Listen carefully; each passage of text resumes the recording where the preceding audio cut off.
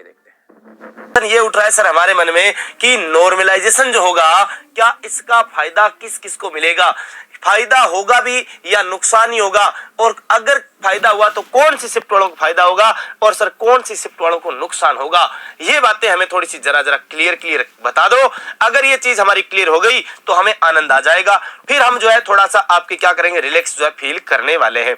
अब देखिए प्यारे साथियों, ये तो तय है कि पेपर 6 शिफ्ट में हुआ है तो नॉर्मलाइजेशन 100% होने वाला है। जब नॉर्मलाइजेशन होने वाला है तो आपकी फायदा किसको होगा। देखिए पिछले कई सारे एग्जाम्स के पैटर्न को अगर फॉलो करें, चाहे वो एसएससी का रहा या राजस्थान के अंदर अपने पटवार वीडियो का रहा, उनमें नॉर्मलाइजेशन का जो आपके तरीका रहा, क्या वैसा ही नॉर्मलाइजेशन यहां पर देखने को मिलेगा। बिल्कुल प्यारे साथियों, वैसा का वैसा यहां देखने को मिलेगा। अब फायदा किसको होगा वो चीज हमें जरूर जाननी है ना। कौन सी शिफ्ट वालों को फायदा, देखिए मैं आपको एक एक करके चीजें कुछ मैं आपके बेहतरीन तरीके से स्पष्ट कर ही देता हूं ना। एक एक करके चीजें स्पष्ट करता हूं सर। कैसे, देखिए आपका पेपर जो हुआ वो पहले फर्स्ट शिफ्ट हुई, फिर आपकी सेकंड शिफ्ट हुई, फिर आपके वापस एक और आपकी कौन सी हुई भाई, आपकी मैं यूं कहूं थर्ड शिफ्ट हुई। कौन सी हुई, थर्ड शिफ्ट हुई। फिर आपकी फोर्थ शिफ्ट हुई, फिर आपकी कौन सी हुई सर, आपके 5 नंबर शिफ्ट हुई, और फिर हमारी छठी शिफ्ट हुई। कुल 6 पारियों में आपके पेपर हुआ। ये जो शिफ्ट है वो कब हुई थी सर, 1 दिसंबर को हुई थी। कब हुई थी प्यारे साथियों, 1 दिसंबर को ये पेपर आपके हुए थे, फर्स्ट और सेकंड। ये सर ये 2 दिसंबर को हुए थे। कब हुए थे प्यारे मित्रों, ये 2 दिसंबर को जो है आपके पेपर हुए थे। और ये वाले जो पेपर है 5 नंबर और 6 नंबर शिफ्ट, ये आपके कब हुए थे, ये प्यारे साथियों 3 दिसंबर को आपका क्या हुआ था, पेपर हुआ था। ठीक है गुरुजी, आपके कुल मिलाकर के हम यहाँ पर ये देखें तो हमारा 6 शिफ्ट के अंदर पेपर हुआ, और इन 6 शिफ्ट के अंदर हम अगर ये बात देखें कि सर नॉर्मलाइजेशन में फायदा आपकी ज्यादा किसको मिलने वाला है, किसके नंबर बढ़ेंगे और किसके नंबर कटेंगे। देखो बढ़ेंगे किसके और कटेंगे किसके, दोनों की बात करेंगे ना। देखो कटने सर, कटेंगे भी क्या, हाँ जी 100% कटेंगे प्यारे साथियों, और 100% बढ़ेंगे भी। तो सर किसके बढ़ेंगे और किसके कटेंगे, जरा ये अलग अलग स्पष्ट हो जाए तो ज्यादा मजा आ जाए। पेपर का लेवल जो है वो ठीक है, आसान भी रहा है और कुछ मध्यम भी रहा है, और कुछ सर आपके क्या रहा है, कुछ आपके जो है आपके मध्यम के अलावा जो उच्च लेवल भी रहा है। तीनों टाइप इस पेपर के अंदर हमें देखने को मिले, लेकिन अगर एवरेज निकाले तो आपका पेपर सर कैसा लेवल रहा है, सर मध्यम लेवल रहा है। अच्छा ठीक है गुरुजी, तो सर जो पहली बार बंदा जो पेपर देने जा रहा था, जो इस बार आपके पहली बार आपके 1 दिसंबर को जो पहली शिफ्ट के अंदर जो बच्चा बैठा पेपर देने के लिए, सर इस बच्चे को आपके क्या आइडिया था क्या मैथ के 25 क्वेश्चन आएंगे, साइंस के भी 25 क्वेश्चन आ जाएंगे, क्या ये हमें आइडिया था क्या कि राजस्थान जी के इस प्रकार से इजी पूछा जाएगा। पशुपालन वाले गुरुजी जो आपके चिल्ला के चीख के कह रहे थे ये रट लो ये रट लो, ये आएगा, क्या वो आया क्या, उसका तो सर हमें आइडिया नहीं था। क्योंकि पशु परिचर की पेपर जो है जो भर्ती है वो पहली बार हो रही है, और वो भी एग्जाम पैटर्न की बात करें, इसमें जो पेपर देने गया सर उसे इसका कोई आइडिया नहीं था, मतलब कोई आइडिया नहीं था उसके लिए। सर ये पेपर एकदम नया था, मतलब सर इसके नंबर बढ़ेंगे क्या, बिल्कुल प्यारे साथियों इस बंदे के नंबर जो है आपके क्या होंगे, बढ़ेंगे। मजा आया सर सेकंड शिफ्ट वाला सर पेपर आपके इसको देने तो बाद में गया, आइडिया तो हो गया कि साहब पेपर में मैथ आ रही है, साइंस आ रही है, पशुपालन वाला आ रहा है, कितना आ रहा है, करंट कितना आ रहा है, राजस्थान जी के कैसा आ रहा है, आइडिया तो आ गया, लेकिन भाई साहब ये कर कुछ नहीं पाया, क्योंकि जैसे ही ये बाहर निकले वैसे ही ये अंदर घुसे। इसका मतलब इनको कोई फायदा नहीं हुआ। तो सर इनके नंबर भी 100% बढ़ेंगे। क्या होंगे भाई, 100% प्यारे साथियों इनके नंबर भी आपके क्या होंगे, बढ़ेंगे, 100% बढ़ेंगे, इसमें कोई शक नहीं है, कोई संदेह आपके नहीं है। तो सर अगले वाले इन भाई साहब को, इनको तो 100% पता चल गया राजस्थान जीके में क्वेश्चन कहां से आ रहे, मैथ के क्वेश्चन कौन से टॉपिक आ रहे हैं, औसत से आ रहे, परसेंटेज से आ रहे, ब्याज से आ रहे, कहां से आ रहे, साइंस के कौन से चैप्टर से क्वेश्चन जो आपके सीधे पूछे जा रहे हैं, और क्वेश्चनों का लेवल क्या रह रहा है ना। तो इसका मतलब इन बंदों को कुछ न कुछ तो आपके पता चल गया। लेकिन सबसे ज्यादा सर इनको जो समय मिला इस शिफ्ट के बाद कितने घंटे का, सर 24 घंटे का समय मिला। क्या ये 24 घंटे में आपके, मैं यूं कहूं कि सब कुछ कर सकते हैं क्या, सर नहीं कर सकते। एक बच्चा 24 घंटे के अंदर इतना कुछ नहीं कर सकता जितना कि उसे कर लेना चाहिए, है ना। तो सर ये तो आपके नहीं कर सकता। इसका मतलब यहां पर अगर बात करूं सर इस शिफ्ट के बजाय इस वाले शिफ्ट को, इनको लगभग 48 घंटे का समय जो है आपके मिल गया। पेपर होने के बाद कितना समय मिल गया सर लगभग 48 घंटे का समय जो है यहाँ पर आपके इनको मिल गया। अच्छा इनको यानी जो सबसे लास्ट में पेपर देने गया ऐसे बच्चे को 100% ये आइडिया हो गया कि भाई साहब पेपर कहां से बन रहा है, और तो और हमारे इस पेपर के अंदर क्वेश्चन रिपीट भी बहुत सारे हुए। इसने ऊपर वालों का सबका सॉल्यूशन भी देख लिया। इसका मतलब सर इसने पूरा पेपर देख लिया। इस भाई साहब को क्या होना चाहिए सर, इसके नंबर कटने चाहिए। हुआ भी ऐसा ही था। और इसके मैं यूं कह रहा हूं 100% नंबर क्या होंगे प्यारे साथियों, कटेंगे। कुछ भी मैं कहता हूं 100% इसके नंबर कटेंगे, है ना। जो लास्ट शिफ्ट में एग्जाम देके आया उसका नंबर कटेंगे। क्यों सर, किस आधार पे कह रहे हो, क्या आइडिया आपके पास? क्यों आपके पास बोर्ड से कॉल आता है क्या सीधा? अरे नहीं, कोई आइडिया नहीं, कोई कॉल नहीं आता। तो सर आपको कैसे पता चला कटेगा? भाई साहब पटवारी की एग्जाम हुई थी और बच्चों के 30-30 नंबर आपके कट गए थे। कितने नंबर? 30-30 नंबर कट गए। हाँ, 30-30 नंबर कम हो गए थे। और बढ़ने वालों के जो पहली वाले शिफ्टों में थे उनके मैं कह रहा हूं कि 30-30 नंबर बढ़े भी है ना। 22 नंबर, 25 नंबर, 30 नंबर बच्चों के बढ़े भी है और कटे भी है। यानी इसके भी कटेंगे। तो सर इसके भाई साहब इसके भी कटेंगे। अच्छा, इसके भी कटेंगे, हाँ जी। तो सर इन वालों का क्या होगा, इन बीच वालों का? सर इनके भी आपके नंबर तो कटेंगे। ये बात तो कन्फर्म है कि इनकी बजाय इनके नंबर तो कटेंगे। लेकिन कुछ बच्चा जिसने आपकी एक्यूरेसी बहुत अच्छी रखी उसके नंबर बराबर भी रह जाएंगे, कटेंगे नहीं, 1-2 नंबर बढ़ भी सकते हैं। लेकिन इधर वाले ये जो थर्ड शिफ्ट वाले इनके ठीक ठाक चांसेस है कि ठीक है गुरुजी बढ़ेंगे, लेकिन ना के बराबर, है ना, ना के बराबर। ना के बराबर जो है आपके इनके बराबर, है ना के बराबर बढ़ेंगे। लेकिन इनके भाई साहब कटेंगे। इनके क्या होंगे सर? कटेंगे, लेकिन कम कटेंगे। इतने नहीं कटेंगे जितने कि इनके कटेंगे, है ना। इनके जितने कटेंगे उतने इनके नहीं कटेंगे, यानी थोड़ा कम जो है इनके नंबर कटेंगे, है ना।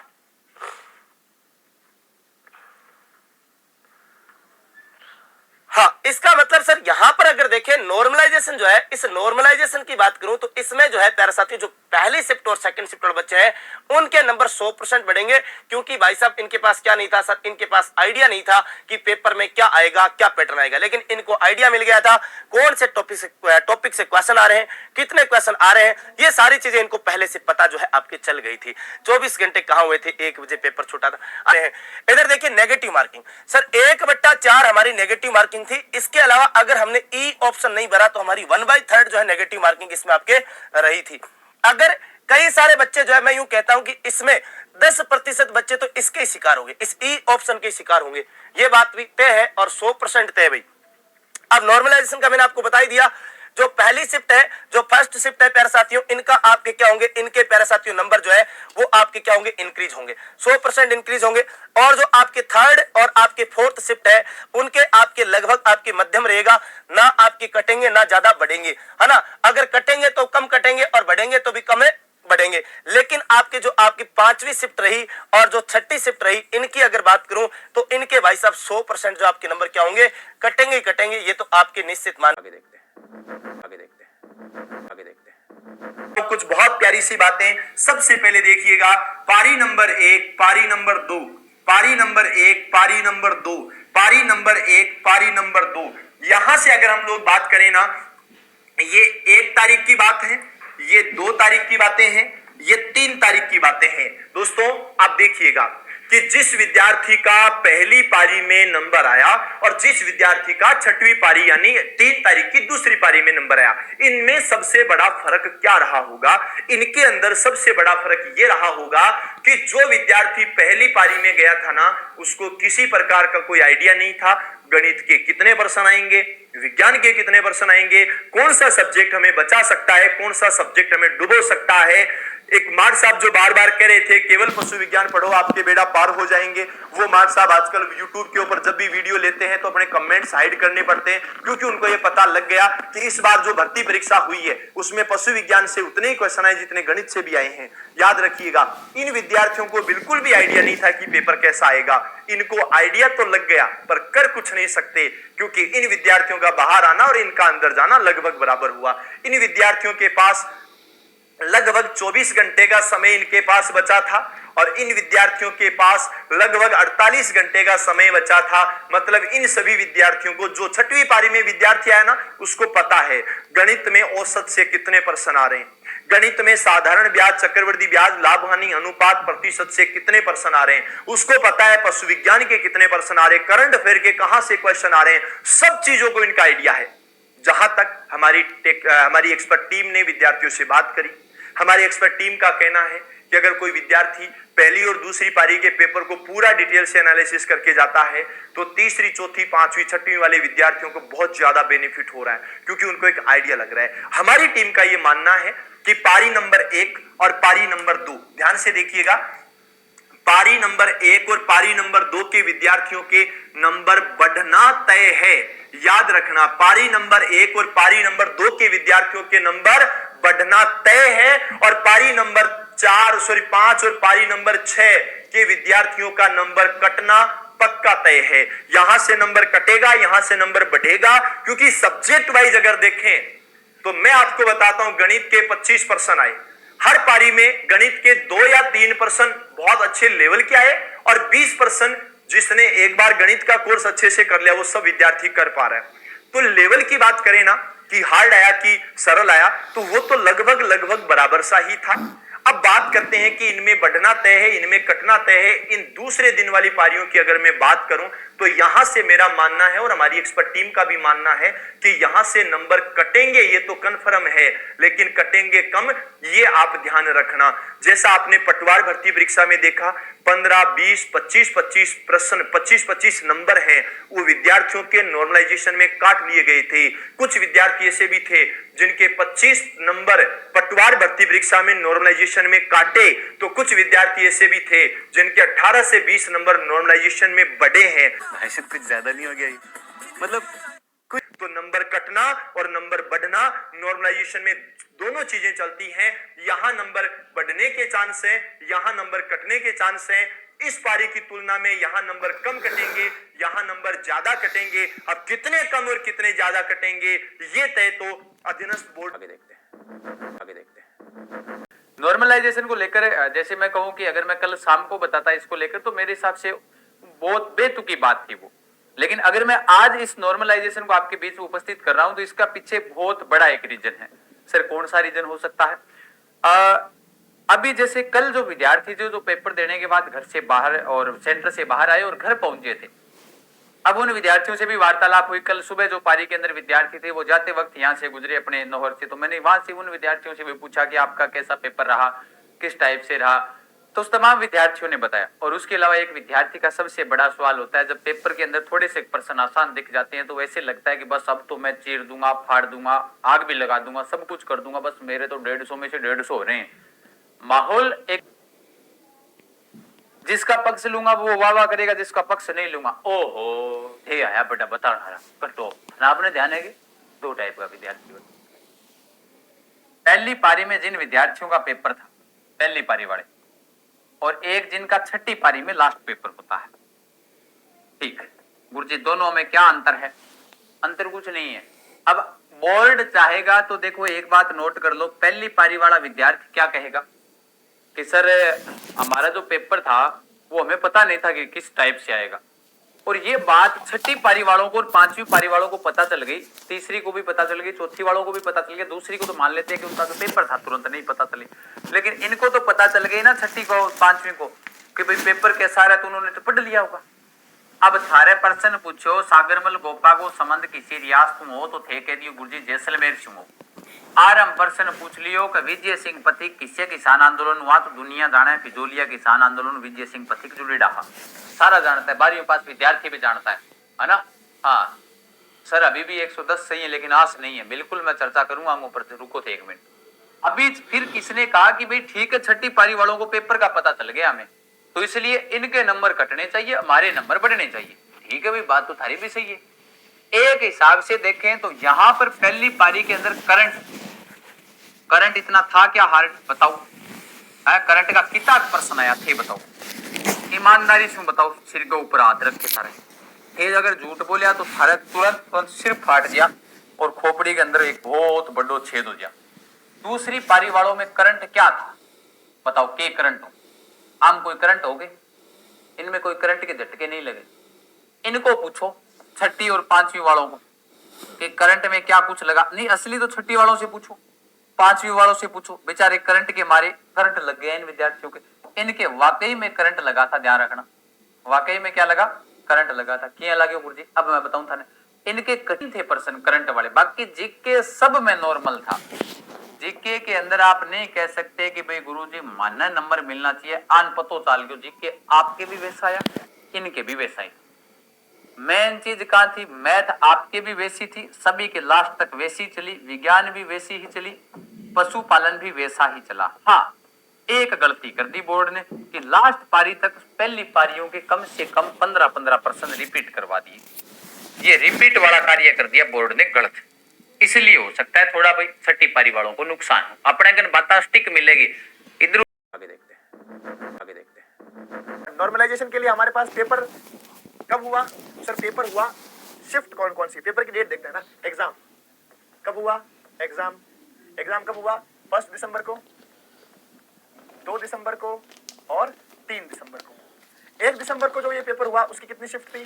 फर्स्ट शिफ्ट और सेकंड शिफ्ट। इसको हम लोग मान लेते हैं थर्ड शिफ्ट, और इसको मान लेते हैं फोर्थ शिफ्ट, और इसको मान लेते हैं फिफ्थ शिफ्ट, और इसको मानते हैं सिक्स्थ शिफ्ट, यानी कि छठे नंबर की जो शिफ्ट थी। अब सुनना भाई साहब, ये जो पेपर था ये पेपर अनजान था। पेपर अनजान का मतलब कैसे अनजान था कि कैसा पेपर आएगा कैसा नहीं आएगा ये यहाँ पर डिसाइड हुआ था। ठीक है, तो ये जो शिफ्ट का पेपर जिस किसी भी बच्चे ने दिया है, इस शिफ्ट वाले पेपर के लिए आप थोड़े से तैयार नहीं थे। आपने जो अपने सिलेबस में पढ़ा है वो बिल्कुल आप तैयार थे, लेकिन आगे की रणनीति क्या होगी कैसी होगी वो आप डिसाइड नहीं कर पा रहे थे। ठीक है, तो ये पेपर मान सकते हैं कि थोड़ा सा असमंजस वाला था, पर अगर इसका स्तर जांचे तो लेवल कैसा था, इसका लेवल जो था, जो इस पेपर का जो लेवल था, स्तर जो था, इस पेपर का जो स्तर था वो कैसा था?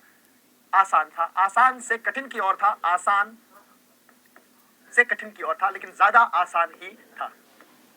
ठीक है, फिर बात करें सेकंड शिफ्ट वाले की पेपर की, तो सर ये जो पेपर था ये वास्तव में क्या था? कठिन था। जो सेकंड शिफ्ट का पेपर था ये वाला पेपर कठिन था, हार्ड पेपर था, इसमें थोड़ा सा मुद्दा बनता है। ठीक है, उसके बाद बात करें 2 दिसंबर वाले की, थर्ड शिफ्ट की और फोर्थ शिफ्ट की, तो ये पेपर आसान थे। आसान, ठीक है ना, और ये भी कैसा था? आसान था। ये बाकी वाले सारे के सारे क्या थे? आसान थे। लेकिन ज्यादा कठिन पेपर कौन सा था? तो सर ज्यादा कठिन पेपर था 1 तारीख की सेकंड शिफ्ट वाला। अब जो 1 तारीख की सेकंड शिफ्ट वाला जो पेपर है, उस पेपर के विद्यार्थियों को क्या फायदा होगा या नुकसान होगा? तो उनको बेटा फायदा हो सकता है। कैसे फायदा हो सकता है? कि सर इनके जो नंबर है नॉर्मलाइजेशन में किसके नंबर बढ़ेंगे, है ना? नॉर्मलाइजेशन किसके नंबर बढ़ने वाले हैं? तो सर नंबर बढ़ेंगे किधर? 1 दिसंबर में सेकंड शिफ्ट वालों के किसके बढ़ेंगे बेटा? 1 दिसंबर की सेकंड शिफ्ट वालों के बढ़ने के चांसेस क्या है? ज्यादा है। तब कितने नंबर बढ़ सकते हैं, है ना? ज्यादा से ज्यादा किसी स्टूडेंट के कितने नंबर बढ़ सकते हैं? तो ज्यादा से ज्यादा नंबर बढ़ने वाले हैं, है ना? अधिकतम नंबर कितने बढ़ सकते हैं किसी के भी? तो 5 अधिकतम नंबर मैं बता रहा हूं जो बढ़ सकते हैं, क्योंकि 5 से ज्यादा बढ़ने की चांसेस नहीं है। क्यों नहीं है? क्योंकि 5 से ज्यादा क्यों नहीं बढ़ेंगे? क्योंकि पेपर रिपीटेड रहा है। पेपर कैसा रहा है? रिपीटेड। और पेपर का जो पैटर्न था, पैटर्न सेम पैटर्न रहा है, एक जैसा पैटर्न रहा है। तो एक जैसे पैटर्न होने में पेपर में नॉर्मलाइजेशन में नंबर ज्यादा नहीं बढ़ते हैं, क्योंकि पेपर वाले को पता है कि मैंने हर एक पेपर में उसी प्रकार के उसी तरीके के सवाल दिए हैं, तो यहाँ पर वो नंबर ज्यादा नहीं बढ़ाएगा आपके, है ना? वो आपके नंबरों को ज्यादा बढ़ाने की कोशिश करेगा भी नहीं, क्योंकि उसने आपने को पहले से डिसाइड कर रखा था कि साहब मैं पेपर में ऐसे ऐसे सवाल देने वाला हूँ जिन पर चर्चा इस प्रकार से होगी और उत्तर इस हिसाब से आएंगे, तो उनके जो नंबर है वो उस हिसाब से ही रहने वाले हैं, कम ज्यादा बिल्कुल भी नहीं होने वाले हैं। अब ये जो नॉर्मलाइजेशन की कहानी है, इस कहानी को समझने का एक तरीका ये भी है कि सर जो 6 पारियों के अंदर पेपर हुए थे, उन 6 पारियों वाले पेपरों में सबसे कठिन पेपर कौन सा रहा था? सबसे कठिन रहा था सेकंड शिफ्ट वाला पेपर। ठीक है, तो इनके 4 या 5 नंबर बढ़ सकते हैं ज्यादा से ज्यादा, उनके अलावा नंबर बढ़ने के चांसेस तो किसी के भी नहीं बनते हैं। अगर अब नंबर से बढ़ने के चांसेस नहीं बढ़ते तो फिर क्या नॉर्मलाइजेशन नहीं होगा क्या? बिल्कुल होगा, क्योंकि पेपर इर्द गिर्द घूमता रहा है, लेकिन कहीं ना कहीं एक सब्जेक्ट है जिसका नाम है करंट अफेयर्स, है ना? एक सब्जेक्ट क्या है? Current affairs. और करंट अफेयर्स का जो क्वेश्चन आए हैं वो अलग अलग रहे हैं, सब में अलग, ठीक है ना? और एक सब्जेक्ट है योजना। योजना मतलब आपके जो अलग अलग सरकारी योजनाएं हैं उनके सवाल जो है वो भी क्या आए हैं? सबके अलग अलग आए हैं। अब इन अलग अलग सवालों के आधार पर यहाँ पर जो है नॉर्मलाइजेशन होने के चांसेस बढ़ जाते हैं ना, क्योंकि ये जो सवाल जो अलग अलग रहे थे, इन अलग अलग सवालों के अंदर जो है अलग अलग प्रकार से सवालों में कई में टफ ज्यादा थे। जैसे अभी हम लोगों ने देखा था आपके जो 3 दिसंबर की जो 6th शिफ्ट थी, है ना? 6th जो आपकी शिफ्ट थी, इस 6th शिफ्ट के अंदर जो है सवालों में थोड़ा टफनेस था, करंट अफेयर्स के सवाल थोड़े से टफ थे, ठीक है। योजनाओं की अगर हम लोग बात करें तो उधर जो योजनाएं आपसे पूछी गई हैं उन योजनाओं में भी थोड़े से सवालों को घुमा फिरा कर पूछा गया है, उनसे राशियां पूछी गई हैं। तो सिक्स्थ जो शिफ्ट वाला था ये वास्तव में करंट अफेयर्स में भी टफ था और योजनाओं में भी टफ था। लेकिन नॉर्मल पेपर की बात करें अगर इन दोनों सब्जेक्ट्स को छोड़ दिया जाए तो फिर कौन सा पेपर टफ था, तो सर सेकंड शिफ्ट वाला पेपर टफ था, जो कि 1 दिसंबर को हुआ था। 1 दिसंबर को जो सेकंड शिफ्ट का पेपर हुआ था वो आपके नॉर्मल में क्या था बेटा, आगे देखते हैं, आगे देखते हैं, आगे देखते हैं। उदाहरण बताऊं, फर्स्ट शिफ्ट है, ठीक है साहब, ये सेकंड शिफ्ट है, ये सेकंड है, फर्स्ट आ जाएगी, ये सेकंड आ जाएगी, ये थर्ड आ जाएगी, ये फोर्थ आ जाएगी, ये फिफ्थ आ जाएगी, ये सिक्स्थ। मान लो 6 शिफ्टों में आपका पेपर हुआ है, ठीक है साहब। अब इन 6 शिफ्टों में क्या किया जाता है, बच्चे का एवरेज नंबर काउंट किया जाता है, एवरेज। अब जैसे मान लो अपने पशु परिचर का पेपर था 150 नंबर का, ठीक है। अब जो फर्स्ट शिफ्ट का बच्चा था उसके आया मान लो 120 नंबर, सेकंड शिफ्ट का है उसके आया 115 नंबर, थर्ड शिफ्ट है उसके आए हैं 125 नंबर, फोर्थ शिफ्ट है इसके आए हैं मान के चलो 110 नंबर, और फिफ्थ शिफ्ट है इनके आए हैं मान करके चलो आप लोग 100 नंबर, और सिक्स्थ शिफ्ट है इनके मान लो आप लोग 125 नंबर। ये नंबर है, ये मान लो एक बार आप लोग। अब क्या होता है, इन सब का एवरेज निकाला जाता है। एवरेज कैसे निकाला जाता है दोस्तों, जो नॉर्मलाइजेशन होता है ना, इसमें आप लोगों की जो एक्यूरेसी होती है, जो एक्यूरेसी, सर एक्यूरेसी बोले तो आपने सही कितने ज्यादा की है, गलत कितने कम की है। मान के चलो आपने टोटल 150 में से 130 क्वेश्चन अटेम्प्ट किए, और इन 130 में से मान के चलो आपके 126 क्वेश्चन सही है, 4 ही क्वेश्चन गलत है, तो आपके मार्क्स बढ़ेंगे मेरे दोस्त। क्या कहोगे, आपके मार्क्स बढ़ेंगे। या मान के चलो आपने से 150 में से 150 किए और इनमें से आपके 110 सही है, 40 क्वेश्चन गलत है, तब आपके नंबर और घटेंगे। तो इसमें एक्यूरेसी मेंटेन करती है, ठीक है साहब। अब इसका एवरेज मान लिया जाता है सबसे ज्यादा, है ना। इन सब का एक एवरेज मान लिया जाता है, मान करके चलो कि भाई लगभग एवरेज की बात करूं मैं तो 118 नंबर मान के चलो आप लोग, है ना। 118 नंबर है मान के चलो, और 118 एवरेज है, तो ऊपर हाईएस्ट कितने नंबर है, ये 125 वाले बच्चे क्या है, हाईएस्ट कितने हैं, 125 वाले के हैं मेरे प्यारे बच्चों। अब इन सब के अंतर्गत जितने भी जो बच्चे होंगे ना, अब 125 नंबर लाने में जितने कम पड़ रहे हैं उन सबके जोड़ देंगे। जैसे मान के चलो फर्स्ट शिफ्ट वाला है तो इस बच्चे के क्या कर देंगे, 5 नंबर ऐड हो जाएगा, है ना, 5 हो जाएगा। सेकंड शिफ्ट वाला है इसके 10 नंबर ऐड हो जाएगा, इसके तो 125 के 25 है, इसके कितने हो जाएंगे, 15 नंबर ऐड हो जाएंगे, इसके कितने हो जाएंगे, 25 नंबर ऐड हो जाएंगे। ऐसे नंबर होते हैं दोस्तों नॉर्मलाइजेशन के अंतर्गत। यानी नॉर्मलाइजेशन में फायदा उसी बच्चे को है जिसकी एक्यूरेसी अच्छी है, जिसकी एक्यूरेसी अच्छी है मेरे प्यारे बच्चों। भले ही मान के चलो कोई स्टूडेंट ऐसा है जिसने 110, आगे देखते हैं, आगे देखते हैं। तो ये भी हो जाएगा, नॉर्मलाइजेशन भी हो जाएगा, तो उससे कोई पारी में नंबर घट भी जाएंगे, किसी में बढ़ भी जाएंगे। लेकिन जो फर्स्ट पारी थी ना, उसमें ये ध्यान रखना, उसमें बढ़ने की संभावना ज्यादा है। नॉर्मलाइजेशन का फर्क बहुत ज्यादा पड़ेगा। क्यों? क्योंकि देखो कोई पेपर तो अभी तो पता नहीं है किसी को भी, जब नॉर्मलाइजेशन होगा तब मालूम पड़ेगा कौन सा पेपर हार्ड दे रखा था और कौन सा नॉर्मल दे रखा है, ठीक है। तो ये चीजें इसमें से कम 8 से 10 नंबर के समथिंग तो आप मान के चलना कि इतने तो हो ही सकते हैं, इंक्रीज या डिक्रीज हो सकते हैं कोई भी शिफ्ट के। फर्स्ट शिफ्ट ये मान के चलना सही रहेगी फर्स्ट शिफ्ट का। आगे देखते हैं, आगे देखते हैं, आगे देखते हैं। डिफरेंस भाई साहब, पहली पारी के अंदर जो है, यानी कि अपन पेपर के लेवल आपको पता है इजी टू मॉडरेट था, जल्दी मॉडरेट था। अब इसके अंदर मान के चलो जीके, साइंस, पशुपालन जो है, यानी कि यदि 4 से 5 क्वेश्चन जो है यानी प्लस जो है हार्ड थे। और अब मेरी थिंकिंग क्या कहती है कि भाई साहब इनके लिए ये 4-5 की बजाय भाई साहब आप मान के चले 8-10 ही हार्ड हो गए। क्यों? रीजन बताता हूँ। पर्सन जनगणना वाले 3-4 प्रश्न पूछे गए थे, सर जी पूछे गए थे, लेकिन तो पहली बार जो है एग्जाम दिया उनको नहीं पता था भाई ऐसे जनगणना वाले जो है प्रश्न यानी पूछे जाएंगे। हो सकता है जो है सीरियस तैयारी करने वाले हैं उन्होंने तो जो है पढ़ा ही रखा है, लेकिन जो है नॉर्मली आप जो है हो सकता है उतना सीरियस नहीं लिया हो, उतना ही आपको याद नहीं रहा होगा। कुछ प्रश्न ऐसे भी थे मैथ के, जो मैथ भी प्रथम बार सामने आई, आपकी इतनी उम्मीद नहीं थी साइंस की कि साइंस मैथ इतनी पूछी जाएगी, तो साइंस मैथ भर के पूछ ली, 50% लगभग पूछ लिए। आप सिर्फ पशुपालन यानी कि हमारे को डॉक्टर बनना है तो सिर्फ पशुपालन अच्छे से पढ़ा था, लेकिन हो गया आपके पशुपालन के बिल्कुल 15-20% ही आए थे, है ना। राजस्थान जीके का जितनी आप अच्छा लेवल की उम्मीद कर रहे थे यानी वो भी आसान था, तो हर कोई सही कर रहा था। लेकिन जो है अपन कह सकते हैं मेन के जो आपके 8-10% हार्ड है, क्योंकि मैथ भी एकदम आपके अचानक से सामने आई, बिना जितनी ज्यादा उम्मीद थी उससे मतलब ज्यादा साइंस भी आपके उम्मीद से ज्यादा, तो आप माने।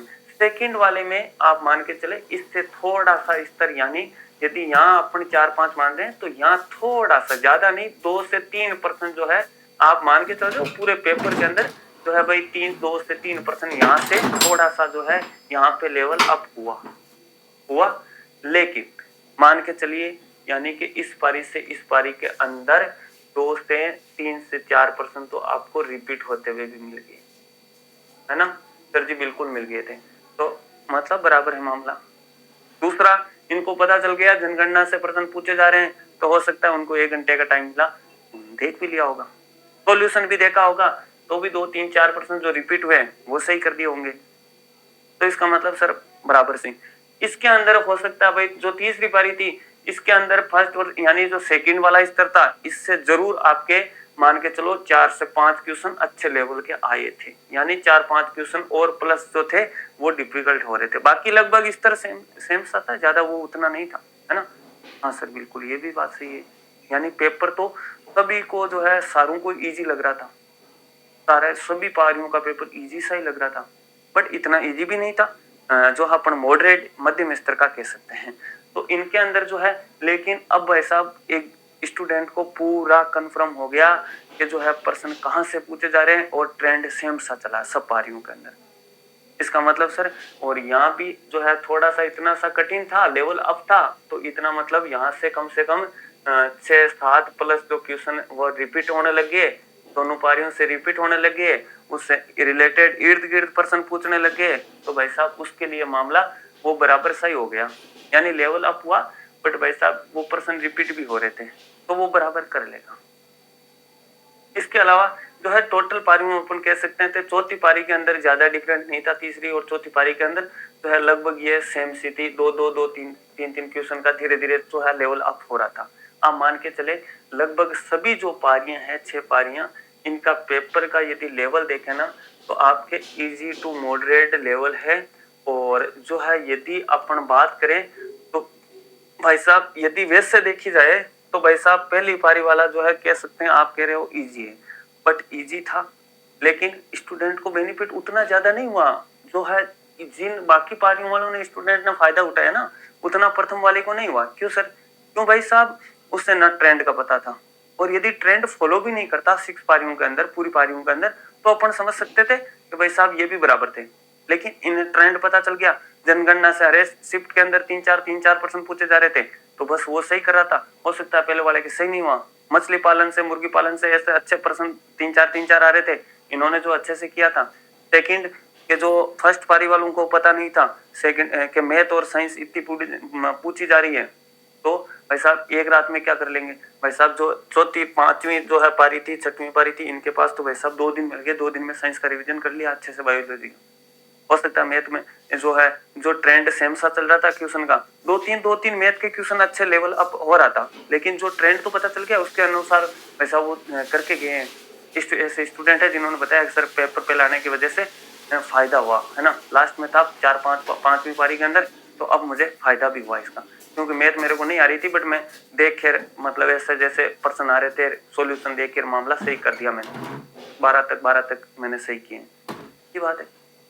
तो यानी कि जैसा आप जितना उम्मीद कर रहे हो ना कि फर्स्ट पारी का पेपर इजी था, और जो है अपन धीरे धीरे इनका लेवल अप हुआ है, मैं मानता हूँ।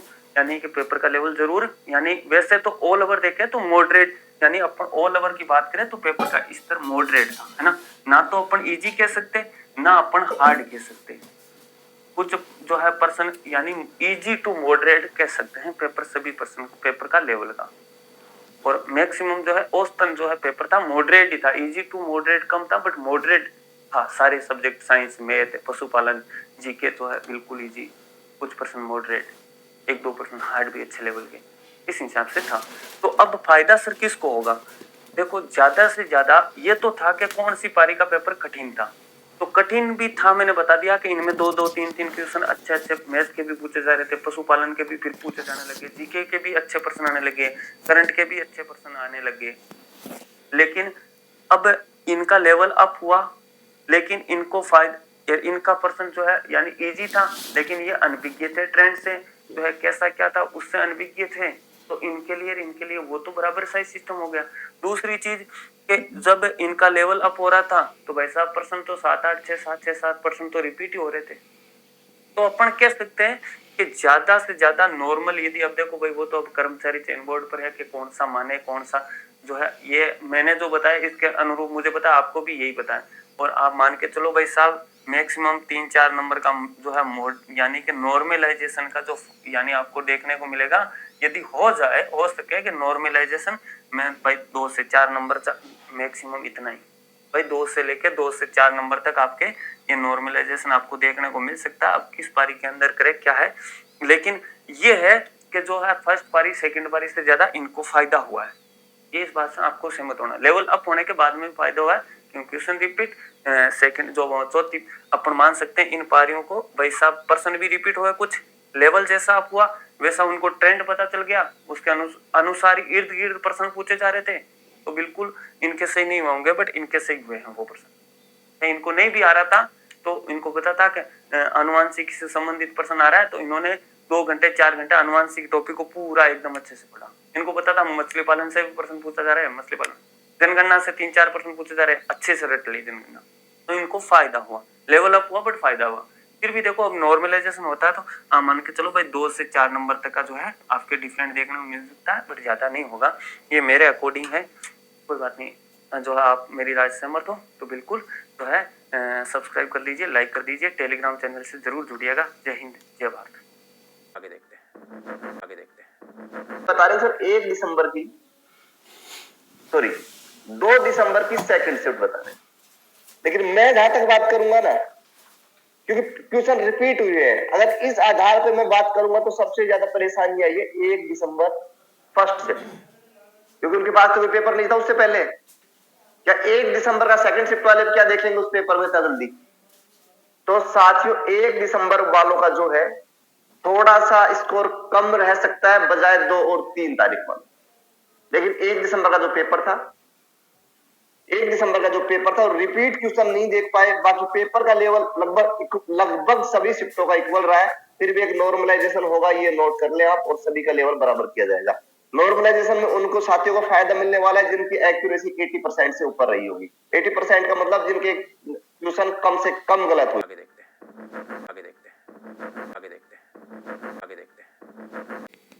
एक बटा 4 नेगेटिव मार्किंग है तो क्या होगा, नॉर्मलाइजेशन प्रोसेस इसमें रहेगी, नॉर्मलाइजेशन प्रोसेस होगा और नॉर्मलाइजेशन का फायदा किन स्टूडेंट्स को मिलता है, जिनका एग्जाम